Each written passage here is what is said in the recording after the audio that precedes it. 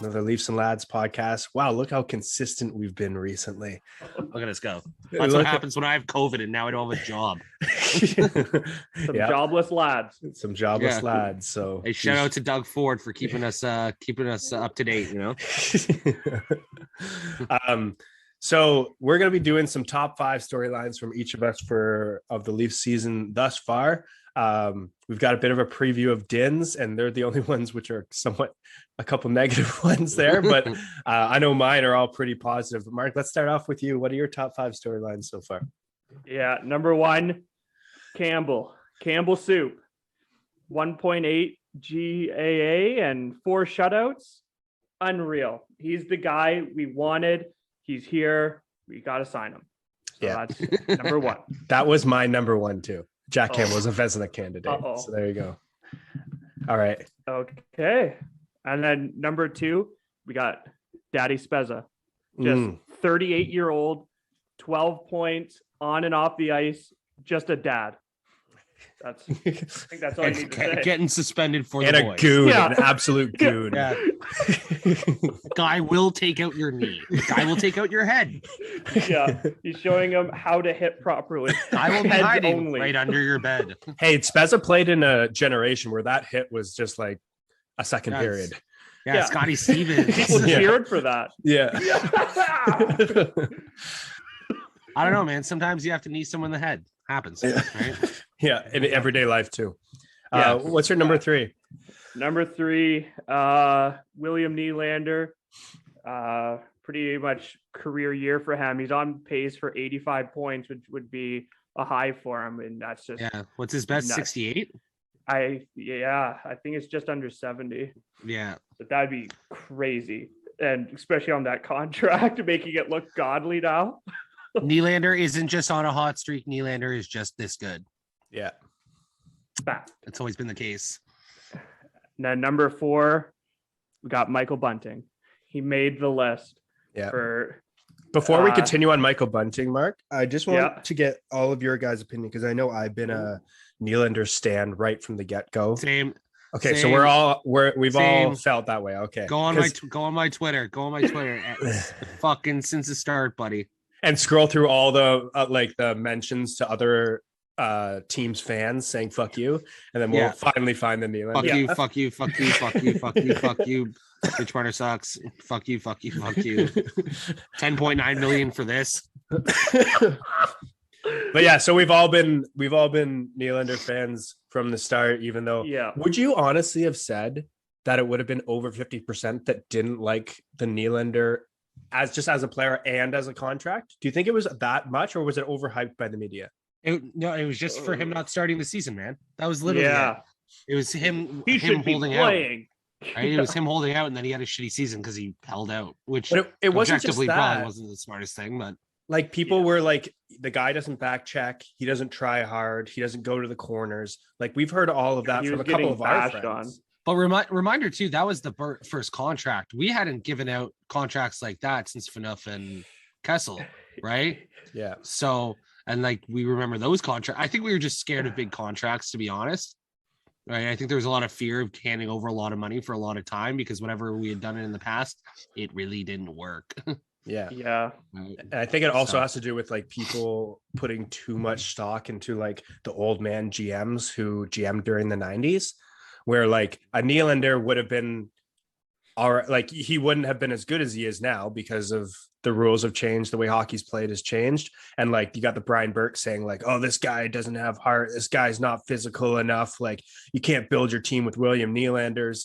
You know, you had all of those old guys, and they're the ones that were on the media. And now we've seen a bit of a switch to like, it is younger player. Like you see Carlo Colavaccio on there and stuff. And even Jeff O'Neill has like started to like William Nylander. But years ago, it was just all you heard from the media. And that was when John Cherry was all over the place, was just like, it was always Berkey saying your 5th highest paid player can't make $6.9 million. That was it.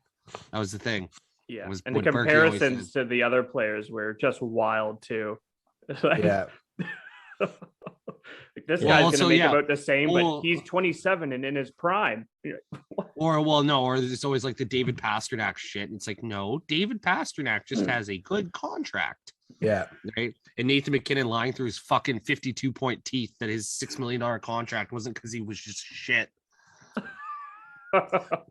Well, here's the other thing about just like contracts in general. And this is something I think we're all going to probably agree on. But our friend, Pat, I remember we were at a Leafs game all together. Didn't you probably remember this? He was saying stuff like, and I can kind of get this because none of us make millions of dollars, right? So he was like, well, Pasternak just said that if like it was nothing, he would take nothing just to play hockey because he loves hockey. And like if you love hockey, you shouldn't ask for that much so you can build a team around you, i.e. the Chris Dreyfers, Brendan Shanahans of the world back in the Red Wings dynasty. Yeah. Are we all in agreement that like there's a little bit of both, you know, like Morgan Riley was perfect for me, whereas like he took a little bit less, but he still commanded close to what he's worth, which was a life-changing amount of money. Well,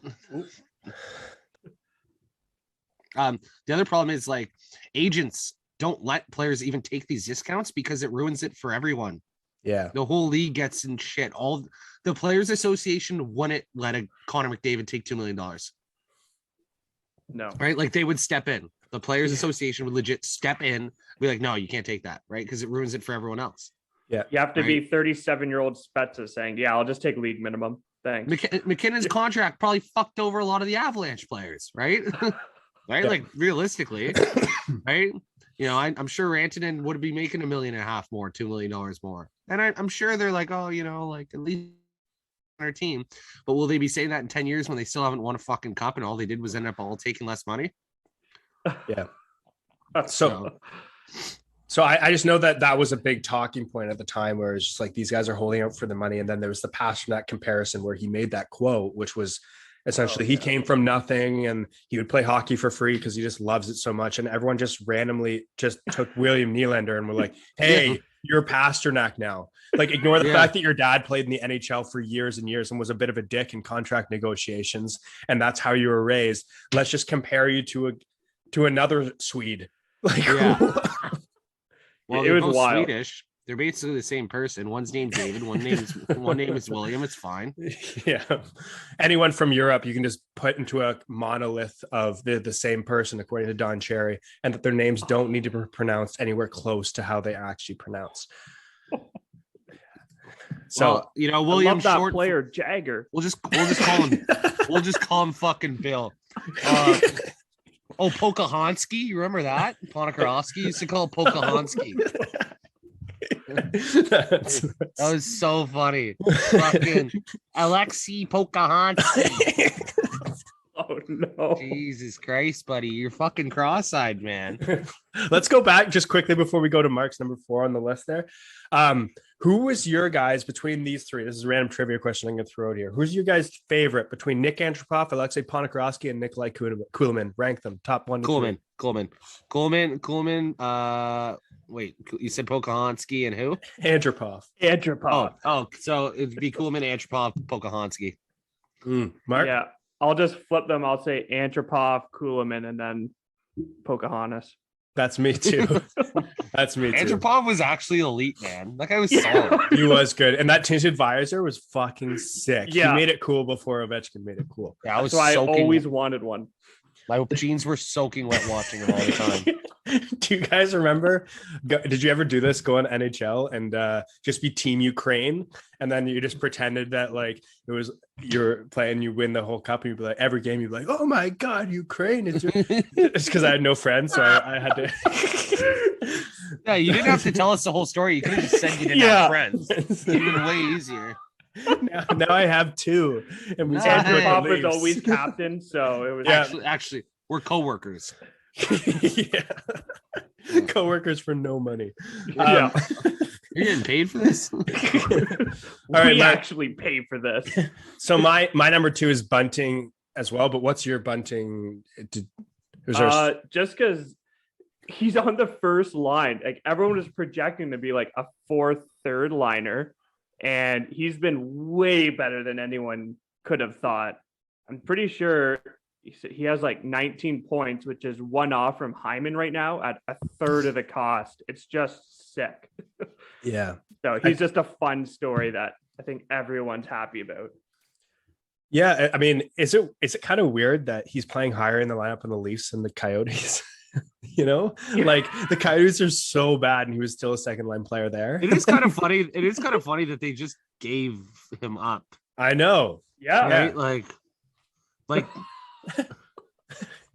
That's just their organization. That just sums it up. Yeah, they could have been like, "Hey, man, here's 1.5 million," and he might have had to think about it, instead of getting 950 from the Leafs. But they have cap room. They could say we'll give you 1.5 and then just not pay them like their other bills. That's true. Yeah.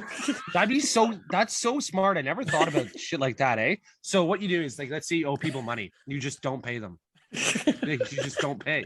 Right? And then you just keep showing up. Hey, Yeah. We'll pay you soon. The Coyotes, it's just like fucking Spider-Man 3. Like, I'm not paying until you fix this damn door. What a comparison. That's amazing. Have you seen the new Spider-Man? I've seen it twice, fucker. Oh, nice. Oh, shit. Wow. I My wish buddy I saw it the day before I got COVID and the day after I was out of COVID. Nice. Yeah. All right, so it must be worth it. Maybe we'll give that a shot. Well, I would, but now it's closed. Yeah, we have no movie theaters. Do you have Oh theaters? yeah. We're like 50% on everything in BC, Do you have, wait, you except have for gyms. Except for gyms. Gyms are totally closed. Really? Yeah. It's so funny because it's like, and we're not going to get political. I'm just going to quickly go over this, but like, hey, let's go to restaurants where you don't have to be in the same household with like up to 8 at a table and breathe across each other with no mask. But when it comes to helping your health at a gym, fuck you. It's like, what? I hate to be the person to be like comparing like getting COVID to like being healthy, but like if people, so many people have been out of the gym for like 2 years. You've seen your friends and seen other people, and most of them have gained like 30-40 pounds. It's like, it's college first year all over again. Yeah, it's bad. Way less Coors Lights though. Coors Lights. Coors Lights. All right, Mark, what's your number 5? And then number 5, I have them lumped together as Sandy and Lilgren.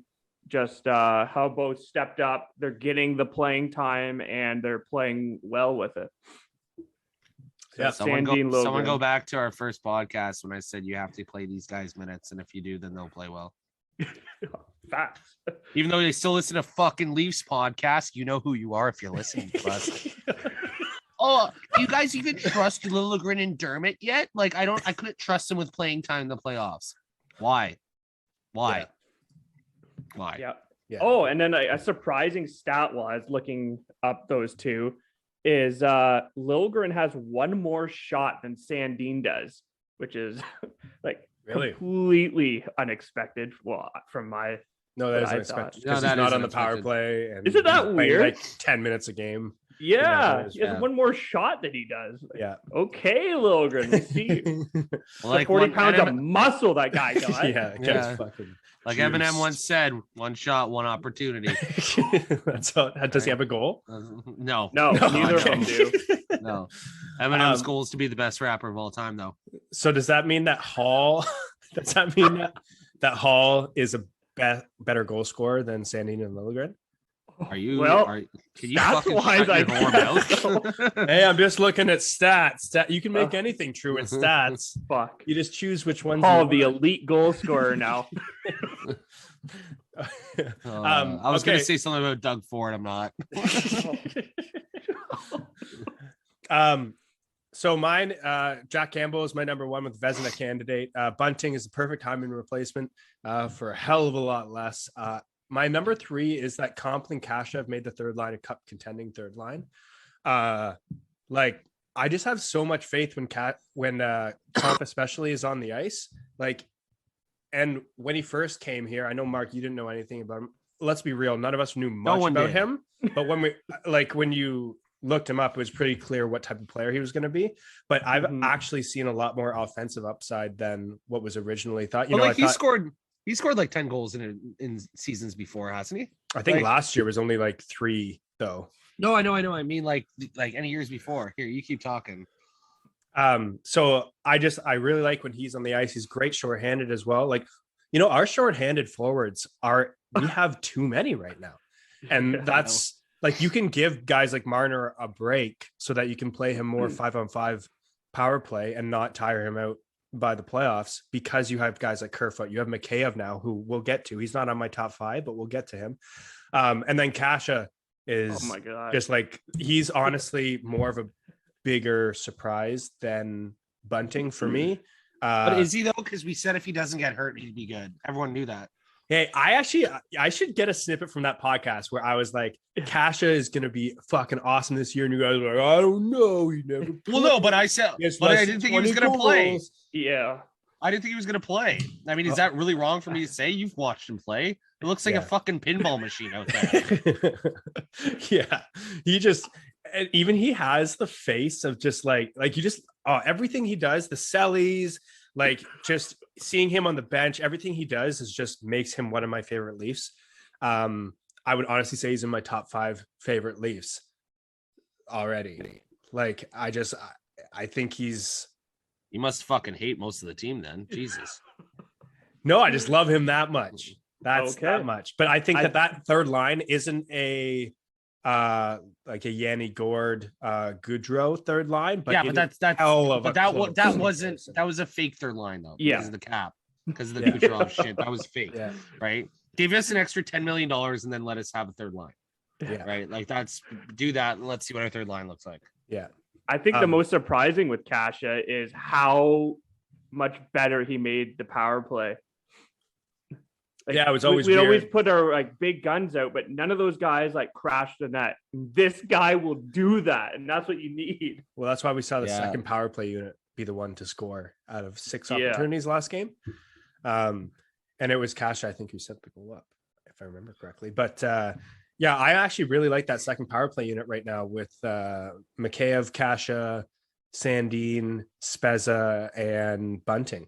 I really like that. And that there's some replace, like you can just, I'm glad Engvall isn't there anymore. Yeah. That's basically Yeah. it.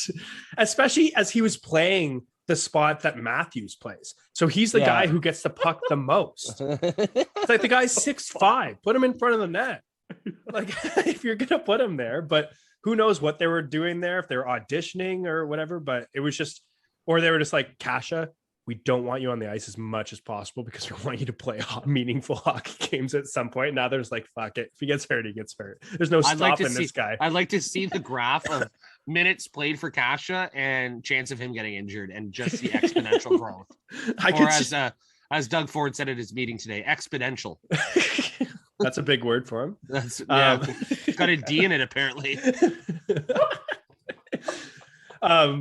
My number 4 is that Mo Riley looks like a number 1 again after the contract. To me, what he was kind of playing as like, because he's playing way better defensively. And I think that's even noticeable to the eye test, let alone looking at advanced stats, that not only is he putting up insane points, but his defensive game has gotten way better since the contract.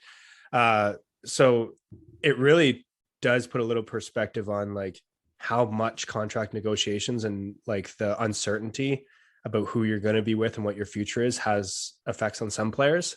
And it's just nice to see him put up, basically be a point per game while also being defensively sound. And it just makes us feel like we have that top pair can play a shutdown role, even though you still want eventually Muzzin to step into that role like he used to, so that they could be against lesser competition. Yeah, I think he makes way less stupid decisions, and I think knowing he can lock it down with Tessa Virtue for the next 7 years is pretty big. There we go. Do we have some? What was that? Be pretty high. If you do, you could fucking chill with your girlfriend for the next 7 years. That'd be pretty dope. Yeah. Buy her nice things, right? Buy yourself nice things. Or on the flip side, he could have went somewhere else and like, oh no, I'll bring you out here eventually. Yeah. You don't have figure skating out in fucking Minnesota though. That's true. And there isn't much in Minnesota. And my number 5 is a controversial one, and I'd be interested in your guys' thoughts on it. But I think that our depth is the best that has been in my lifetime. Yeah, it'd be weird to see if I looked at like those early 2000s Leafs, like the Nolan was on Sundin, line, but Brian Leach getting in, but I think you're right. Yeah. Like I think I said in the last podcast, I was saying that we don't have we don't have the extravagant fourth line borderline depth, which is technically just AHL depth. We have third line depth. Yeah. And Right. and another thing to look at is just like we'll get into Nick Ritchie if he's the right man to sit out, but the fact that he's a healthy scratch while he was playing on a third line in Boston, who Boston last year anyways was a team that people thought could contend for the cup. Like, and he's a healthy scratch for us. That's how good our depth is. You know, I think on probably 95% of teams, probably just not Tampa, Nick Ritchie is on at least I don't think Tampa's line. as deep as you think they are anymore. That's true. Their fourth line is because, like, man, one of their players is always one of those big guys are always going to be injured. Yeah, fair. Right. I really don't think they're going to have a healthy lineup. Well, ever. Yeah, I guess you can either look at depth two ways. You can look at it like that, or you can look at if the lines are, we have everybody, which the Leafs do have right now. We have everybody. Where do guys slot in? Because if there's an injury, Nick Ritchie's going on the third or fourth. I'm just more confident that we won't have as many injuries as Tampa. For our top guys. Yeah, right? No, absolutely. One of their guys is always out. Yeah, literally. So yeah, that's is Jake Muzzin a fucking top 3 defenseman if he can never fucking play in the playoffs? Right? No, it's just like his Nazem Kadri, serviceable NHL player if he doesn't play in the playoffs. Yeah. Yeah. So you guys both agree with the depth? Yes. No, I completely agree. So, like I said, I don't know about those early 2000s, but that was so long ago. And like the banner up here says, we haven't been good in 55 years. So makes it more believable. Yeah. Yeah. So here's a question for you then. So we know who our 7th D-man is if everyone's healthy. Dermot Lilligren. Who is your guys' preferred based on what you've seen from players so far? Who's your guys' preferred 8th D-man? Giordano. On the roster right now, in the system right now. Book it. Hall can be number 8. We should have traded Hall the second after he scored the fucking goal. Legit. Oh my god. Who's there even to choose from? So you got a few to choose from. You got Rubens to choose from. You have Kivihame. You have Biega. You have Dahlstrom. You have. I think, they've only played like one game each, basically. I bet you the answer is that we get an 8th defenseman by the trade deadline anyways, and this becomes void. Right. But just like right now, I would say that Christian Rubens looked like an NHL like fringe starter in the games he played. I think he looked good. He actually didn't look shit with the puck. Mm-hmm. Yeah, and he's tall, big. He's a big guy. Latvian, so you know there's some grit there. Yeah, and he's not Marinson, so that's really nice. Oh my gosh, yeah. Oh fuck, I missed that man. Dude, I actually miss him. Do you guys ever think about him? Yeah, late at night. Gives me night sweats. Oh God, Martin. And then my honorable mention was that I think this is the first year where it is quite obvious that Matthews can score with literally anyone on his wings. And that is a good sign because if I think that should have been obvious anyway. So like, I think that it's not a surprise, right? I think maybe it's just because it finally happened that when Marner got hurt, they were like, hey, here's Simmons and Bunting. And he still put up goals every game. Yeah. You know, so maybe it's just the first time we see it, but it's just like especially proven now that it's like it's another fact we can throw on people's faces on Twitter. And here's is better than McDavid confirmed. Yeah. Okay. So that was actually my next question for you guys. So there was a recent poll that came out with fans, and fans are fucking stupid, including us. What the fuck do we know? But nothing. We just have a podcast. McDavid, Matthews, McKinnon as your top 3. I right here, right now on this podcast, will say I would prefer Austin Matthews to Connor McDavid on my hockey team for the next 10 years. I think Connor McDavid is more valuable to the Oilers than if they had Matthews. Do you get that? Mm-hmm. Because of how their team's structured, but I bet you Matthews is more valuable to us than McDavid would be. Yeah. Because of how we're structured. Does that make sense? Way of putting it. Yeah. But the Oilers are structured like they are because they have McDavid. Yeah. Right? If they had Matthews, they couldn't get away with the dumb shit that they think they can get away with, it, which they can't get away with. Yeah. Right? They need a guy that can run a whole line because they only have 2 lines. But I mean, that's what I'm saying is like Matthews is showing he can run a whole line if he needs to. I think McDavid could probably run a whole line better than Matthews. Well, the thing is, for me, I see Matthews as better two-way center because he can win face-offs at a much higher percentage. I mean, when I say much higher percentage, well, that's why I'm talking about the Leaf stuff though, because we actually kind of have D, right? We have guys that can play D. No, they have It's weird CC to and say. Barry. Oh no, and don't forget about Duncan Keith. 74-year-old Duncan Keith. But yeah, I just think 73. he wins draws. He's better defensively. He wins puck battles more than Connor McDavid. McDavid is better in mustache. True. Better mustache. And this is something that the Dangle podcast has mentioned a few times, and I do agree with him on is that body language is incredibly important, especially on a team. And Austin Matthews has a much more just like stoic body language than McDavid. Yeah. Like when McDavid gets pissed or when he gets off, like you can tell that he's just like a whiny bitch, you know, like in the dressing room, whatever. And probably from years of just feeling he's the only good one on the only team. player on the team. Yeah. Probably. So like, I get it, but at the same, maybe if Matthews is there, it would probably be the same shit, but like, that's what I think. Do you think so? Yeah. Yeah. I guess it's the Oiler effect, right? Like it would just shape you. Being completely left out to dry for his like first 3 years of his career or more. You know, four of the last 5 MVP trophy award winners have been drafted by the Oilers. Really? Taylor Hall, McDavid. Draisaitl. Draisaitl won. No, but that's and Nail Yakupov. Taylor Hall for Adam Lars. No, but McDavid won it twice. Oh, okay. Yeah.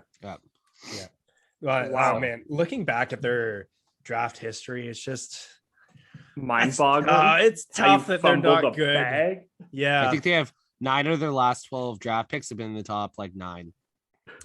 Yeah. It would be interesting to go, and 2 of them are like the best players on the planet. Yeah, really. And Draisaitl was like not expected to be as good as he is. Yeah. But like, I don't watch enough Oilers. Can Draisaitl carry a line by himself? Yeah, pretty much. He's still really good. I think we gave him too much shit that because we kept saying he was worse than Matthews, that he's somehow not still unreal. Right. Yeah. Still a top 5 player in the league. Yeah, absolutely. So imagine having that and you guys still fucking suck. I just don't like. Hey, like that's the thing. We haven't gone farther than them in the playoffs. So they have Mike Smith in net. I don't even care. They could have gone out and gotten a Michael Bunting and Andre Kasha. Like that's the thing is like all they need to do. Well, they need defensemen and not to sign Cody Ceci and Barry, but Cody Ceci got 4 years. But just go out and get one of those wingers. Like an Andre Kasha, who every year there's an Andre Kasha. Let's be real. Yeah. You know, like that you can sign for a bridge deal 1 year, 2 years. Every year there's going to be a Michael Bunting.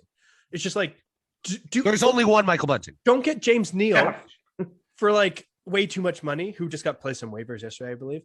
By St. Louis. Yeah. Don't go out and get who's that fourth line center who was on the Sens for many years and played in Nashville. Tyler Ennis? No. Oh, fucking Kyle Turris. Kyle Turris. Stop.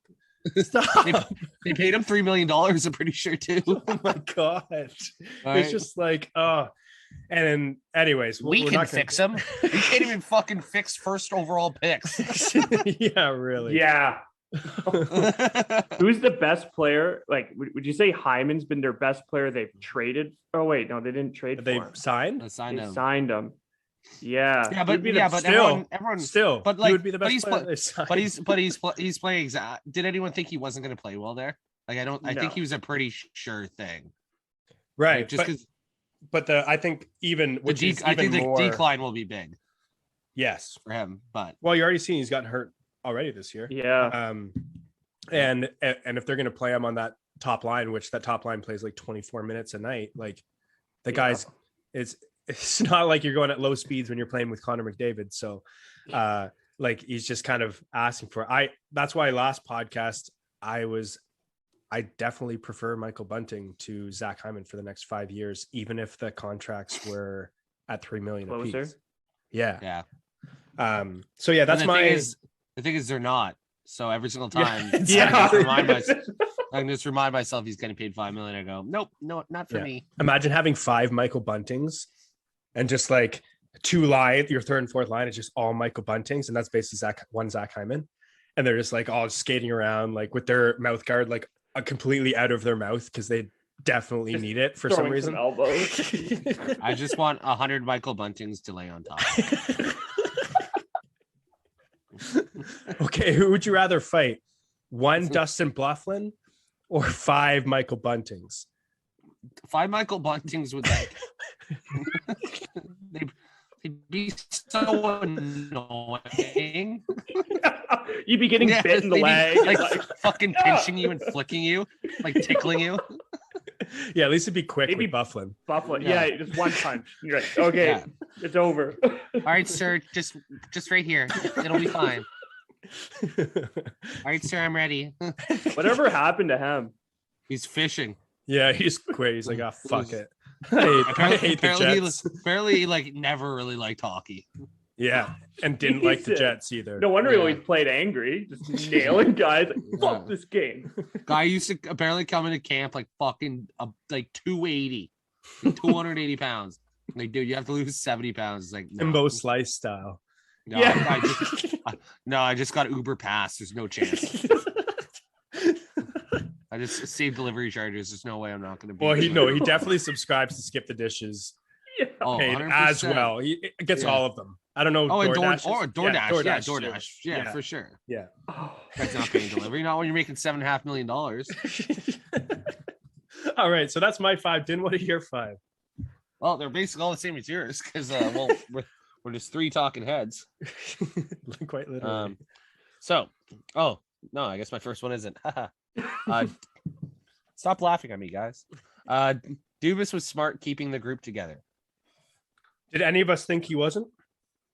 Yeah, me. Yeah, looking at the salary here. Well, it's mainly he did trade Marner, and then I was like, piece of shit. But he was smart. Everyone that gave him shit, he knew what he was doing because, of course, he does. Because reminder, he's an NHL GM, and we started a podcast out of our basements. So that was my number 1. Number 2 just says let the kids play. I imagine that's Liljegren and Sandin, which is similar to Schmitty's. Can we just stop on the Dubas point? Because stop anywhere you want.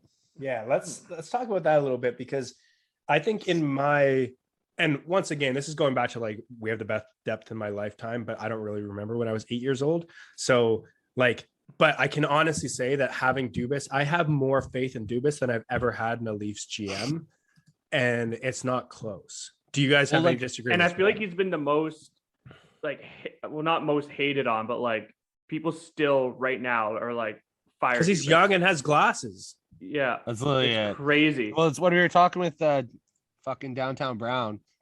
You asked that question about the would you rather be like really good for 3 years or like pretty good for 8 kind of thing, and I was like, I'm pretty sure Dubas is just gonna figure this out. Like I think as long as Dubas is a GM, we're gonna be decent. Yeah, he's like, fuck it, I'll do both. He'll figure shit out. Like I just have pure faith that he'll figure it out. I have pure faith he'll figure out the Campbell thing. Pure faith. Pure faith he'll figure out Matthews' contract, Nielander's contract, Marner's contract. Yeah. Well, and if it doesn't work, it doesn't work. It doesn't work, and he'll figure out something else. Yeah. I'm sure the guy lies awake at night, because even sometimes when it, like after the Montreal series, we lie awake at night and we're not we're not part of the team whatsoever. So the guy has like 10 plans. It's like, okay, if this happens, then I do this. If this happens, then I do this. If we go out in the first round again, then I'm doing this. That's the thing, is this is his job. Like he has the guy who made up the salary cap rules. Yeah, You know, like that's we're so gonna- huge. We're gonna figure it We're out. talking about how much Jack Campbell might make, and he actually gets to talk to Jack Campbell. Yeah, exactly. Yeah. I bet you that makes it so much easier when you can actually speak to the players and not just make up shit in your head and then start a podcast. Yeah. Yeah. We did some cheeky little Cap stuff before the Sens game, even. Oh yeah, he was a dirty little slut with the Cap. He dropped Sandine down to the AHL, brought him back up, which means you save money somehow. And like, only the guy who runs the second that they opened the taxi squad, least PR, 94 guys have been sent to the AHL, 45 guys have been brought up. They at least have saved $48.62. The entire Growlers roster is with the Leafs to get an NHL pay. Now they can afford 94 guys at the trade deadline. Somehow it was every year at the trade deadline, we're gonna have $18 million in cap space, and we'll never know how. Yeah. And see, that's the thing that I like Dubas for, is because you always felt with Brian Burke or Fletcher or any of those guys that they were just going to do the conventional stuff that every other GM does, and that they had one plan and they were going to stick to it no matter what happened. But it just feels like Dubas is more of the guy who has 10. He has everything mapped out, figured out, and he's not going to go with the conventional, what all the fucking talking heads like Brian Burke would say, William Nielander isn't worth that amount of money. He's like, fuck you. Yes, he is. Like that. I'm trying to think of a absolutely terrible Dubas move. And you guys let me know if I'm missing any, but I don't know of one move that I was like, man, that was really bad. The Kadri one is more a hindsight, because at the time it was like, okay, we got a 40-point third line center, and we got he got suspended last year in the playoffs, though. A game. I know, but he's also got 900 points right now. Yeah, the guy's literally Wayne Gretzky right now, but he's playing in a division with, or maybe Dwayne Gretzky, but same thing. He's playing in an absolutely abysmal. I mean, that Western Conference, man. Like, we're thinking like, oh, first round we're gonna have to play either fucking Tampa or Florida, and then in there it's like, oh no, we might have to play the Ducks. It's like, fuck. It's so ridiculous, man. Like, and even we're not even the toughest division. We're not even in the Metro. Like, it's just, anyways. Yeah. About your Dubas point, I think we all complete agree. I'm a huge Dubas stan. I feel like I react to some of the moves we do, and I'm like, that was stupid. And then like 2 weeks later, I'm like, oh, you know what? That was actually really smart. Yeah. I just think he always figures shit out. Mm-hmm. Yeah. Yeah. And like that Mrazek contract looks kind of fucking stupid right now, and like I don't really understand it. But he's either just gonna get rid of it and attach a third round pick and send it to fucking Seattle, or actually that's not even a bad idea. Yeah. For Giordano? For Giordano. Wow. now that's a spicy meatball. All right, Dim, what's your number 3? Nylander is elite, but I already knew that. Yes. And then it was a combination of quite a few yours, and I just said moneyballing Zach Hyman. So finding a bunch of replacements with Zach Hyman's money to make up Zach Hyman, you old Moneyball special. Hey, you can't replace Jason Giambi. We're not trying to. There's no other Jason Giambi. Does he get on base? Yeah. And so that's Kasha. I'll throw in Richie just because kind of have to. Kasha, Richie, Comp, and Bunting. Those four. They all make up Zach Hyman's contract. Right there. Yeah. So I would much rather those four. Yeah. And you have Bunting and Comp for another year. And who knows? Like, that's the thing. Once again, we don't know the fucking salary cap nearly as much as these guys do. So they'll find a way to fucking get Kasha, Sandy, and Liljegren and Campbell and still have cap room. Yeah. You know, like they'll find a way. Yeah. They're just going to figure it out. And that's the thing. If Brian Burke or Fletcher was our GM, I wouldn't have faith in that. They would have traded all four of those fucking guys to get Tyson Berry back. Yeah. No, and CC. Of course. So I'd have to throw in a first for that. Oh shit! Was that all your 5? Yeah, I did 4 because I'm a piece of shit. Okay, nice, perfect. So we're gonna finish this off with a couple questions I have here. Is how do you guys feel about Nick Ritchie being the odd man out? Well, He's pretty odd looking.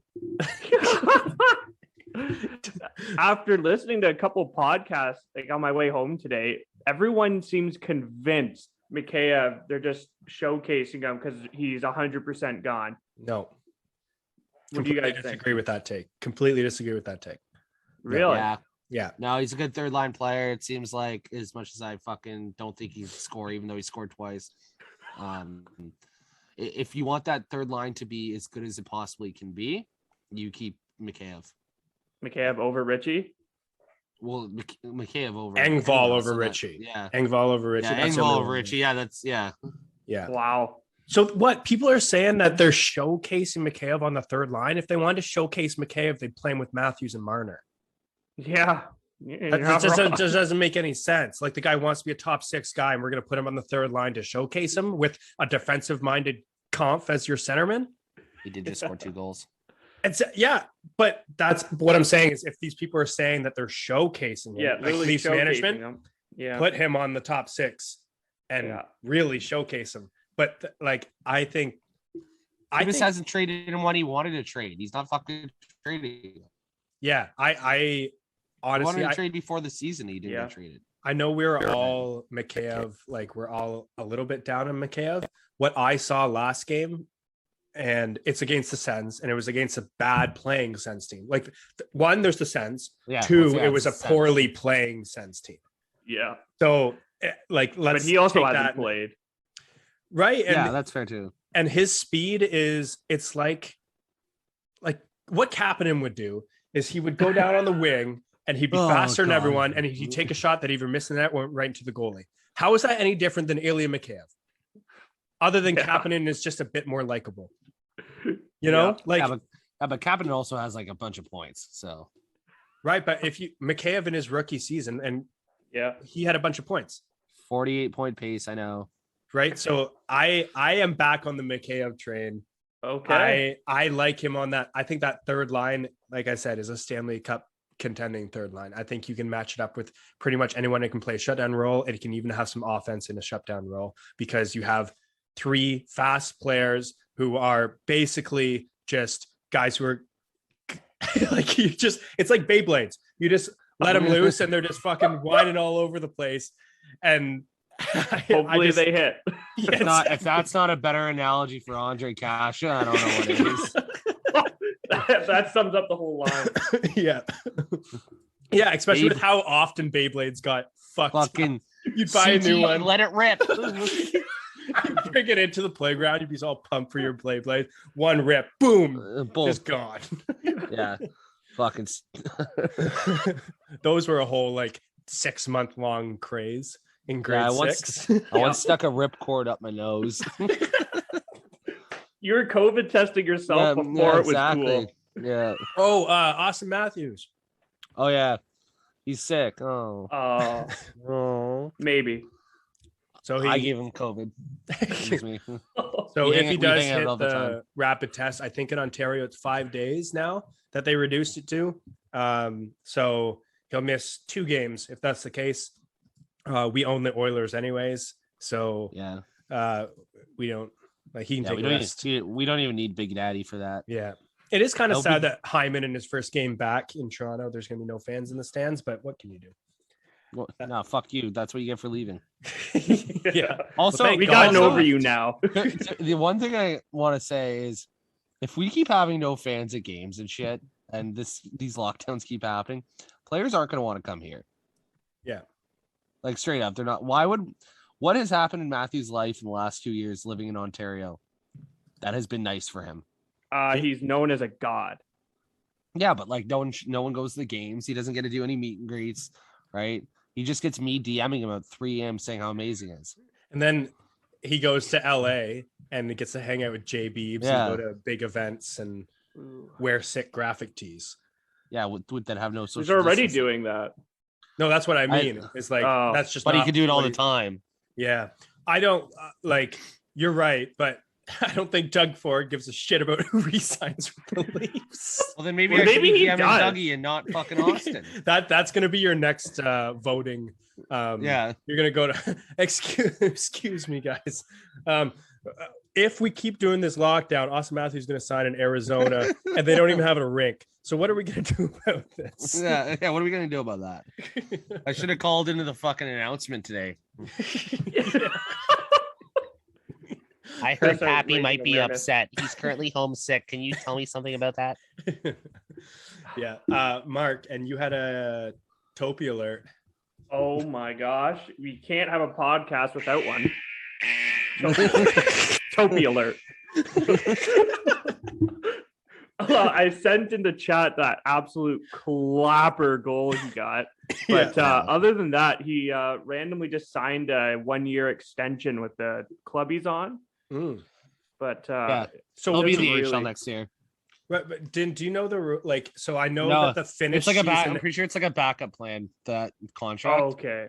right, I'm but pretty I- sure just like dump I'm pretty them. sure the Leafs have like over like no matter what, they can decide anything over Right. those contracts, right? but just for this year, because I know a lot of the European leagues end sooner than the AHL, can Yeah. he be signed to an AHL deal to play in the playoffs for the Marlies once his Finnish league ends? Probably. Yeah, Yeah, I probably. think there's some contract he can sign. if the Marlies can fucking pull him over whenever the fuck they want, I Yeah. imagine they can do that for that too. Because I think that's what happened with guys like Grunstrom and who is that guy starts with a G? Gogolev or Gogliev? or something? Gogliev. Yeah. Gogliev. So I know we've done that a Kokkonen. bunch in the past. Hakkinen. So yeah, that's it for the podcast today. Those are our top 5 Leaf storylines that we all probably a total of 8 because we all had the same ones. We should And start a podcast together. oh, wow. Fuck, we're good at this. And we're gonna start adding more sound effects like that. Just because we did not have that planned whatsoever. Just me just farting the whole time. Alert! Is that a breaking story, Dan? Yeah. So we're gonna be back tomorrow for a pregame, and then a postgame after the Oilers game. So we'll see you guys all then. If you guys have questions and stuff that you want to leave in the comments, feel free to leave them in the comments. Subscribe, like. I know I haven't said that yet, but people are still doing it. God knows why. But if you're really bored and you want to help us out, just subscribe. We and- know If you you're don't jobless subscribe- now too. If you don't subscribe, I'm gonna quit. Just letting you know that I will quit. And Din Okay. quits basically every other podcast. So he's only here a quarter of the time anyways. Exactly. So We need let's to keep hold him. on to what we Yeah, we have. need to hold on that You want that 25%. Peace, Din- love, and road hockey. Din is the everyone. You guys- Andre Kashev podcast. Yeah, my head is fucking. When he's here, spaghetti. it's fucking awesome, but Yeah. he's not here My- very much. My brain is minestrone soup. All right, everyone. Peace out. Peace, love, and road hockey.